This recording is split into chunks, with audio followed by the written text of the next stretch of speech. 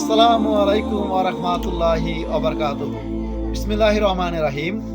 আজকের বিষয় হলো মাহে রমজান।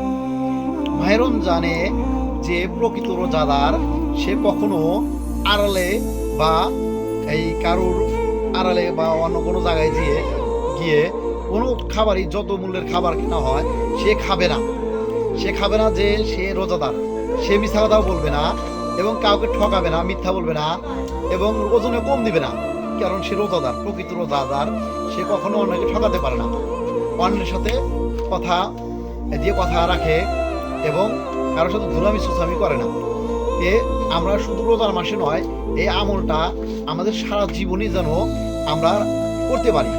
সেজন্য রাসূল সাল্লাল্লাহু আলাইহি ওয়াসাল্লাম বলেছেন যে 1 মাস রোজা রাখবে তাকে 11 মাসের 1 বছরের সওয়াব দেওয়া হবে।